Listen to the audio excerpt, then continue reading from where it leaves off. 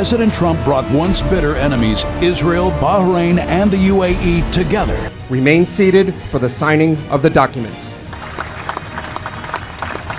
السلام علیکم ناظرین، ایمرا ڈیجیٹل کے ساتھ میں ہوں عائشہ لیاقت۔ ابراہم ایکارڈز، اسرائیل اور عرب دنیا کا نیا اتحاد، سچ کیا ہے؟ ناظرین، مشرق وسطیٰ کی سیاست میں ایک ایسا موڑ آیا جس نے سب کو حیران کر دیا۔ عرب ممالک جو ہمیشہ اسرائیل کے خلاف رہے، اب اسی سے دوستی کر رہے ہیں۔ آخر یہ ابراہم ایکارڈز ہیں کیا؟ آئیے اس معاملے کو سمجھتے ہیں۔ I want to thank the leaders of Israel and the UAE for their courage and for their leadership to forge this tremendous agreement. It will be known as the Abraham Accord. This is the greatest advancements toward peace between Israel and the Arab world in the last 26 years, and it marks the third formal peace between Israel and an Arab nation.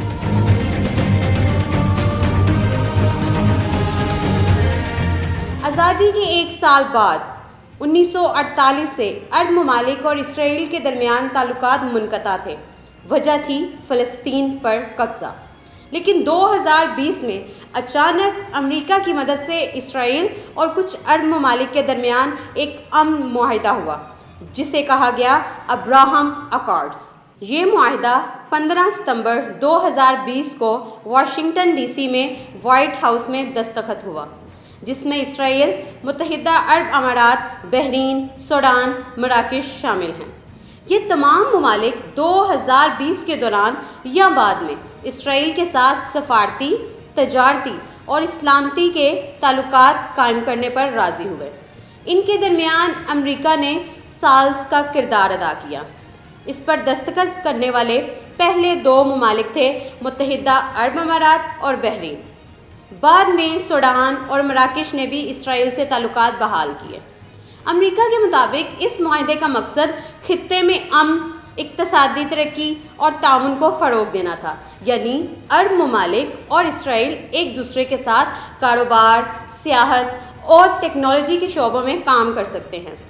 ذہن میں سوال تو گھوم رہا ہوگا کہ نام Abraham کیوں رکھا؟ نام ابراہم دراصل حضرت ابراہیم علیہ السلام کے نام پر رکھا گیا، کیونکہ وہ تینوں بڑے مذاہب اسلام، عیسائیت اور یہودیت کے مشترکہ نبی ہیں، یعنی یہ نام امن اور اتحاد کی علامت کے طور پر رکھا گیا۔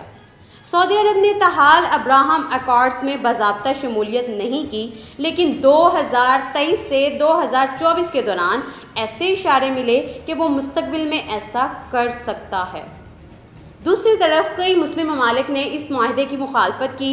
پاکستان، ایران، قطر اور ترکی جیسے ممالک نے اس کی مخالفت کرتے ہوئے کہا کہ جب تک فلسطین آزاد نہیں ہوتا، اسرائیل سے تعلقات قائم کرنا ناانصافی ہے۔